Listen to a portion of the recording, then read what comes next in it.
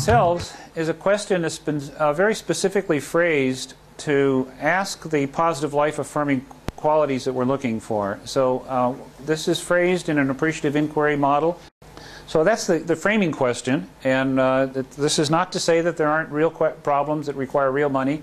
I don't expect women in villages in Africa to invent a polio vaccine and propagate it. There are things that are better done through experts and authority and hierarchical structures, particularly disaster relief and whatever. But there are also things that could be done at the grassroots level, and that's really what I'd like to focus on in the workshop here, is what are the scalable small things, the little things that we could do in very large scale. I tried to figure out, why the suffering in the world, and I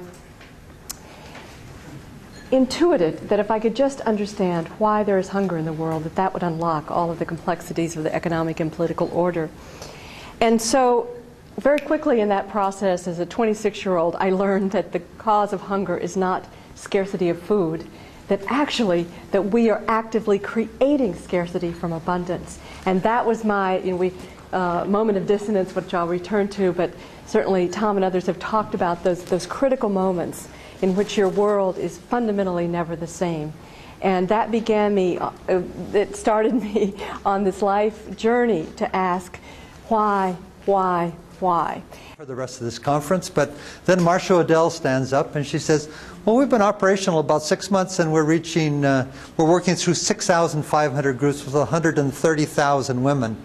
And I said to myself, and my mouth dropped open, because typically a microfinance program starting up might reach a few thousand, maybe years later up to 5 or 10, 20, but this number was absolutely unprecedented.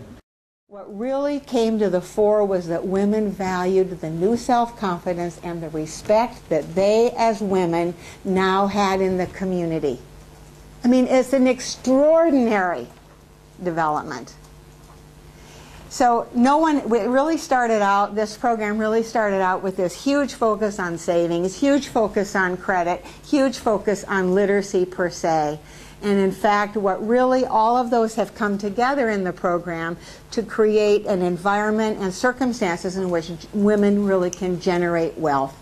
And we have found, as I think we all know, wealth in a community begins to translate into power in a community and respect in a community.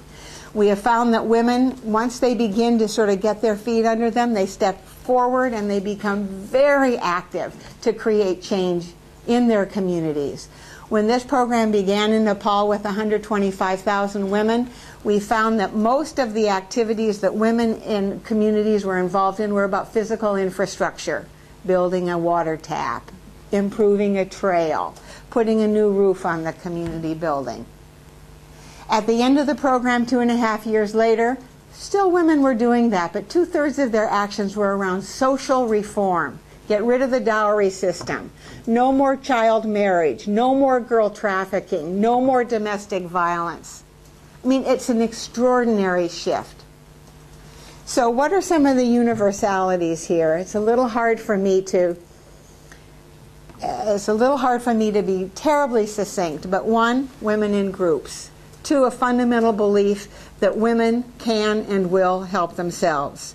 3, a fundamental belief that the more we give, the more, in terms of handouts, support, charity, funds, seed money, subsidized interest, all that stuff, the more we create dependence on us to give more.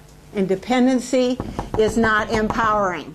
I cannot stress that enough. Dependency does not empower people.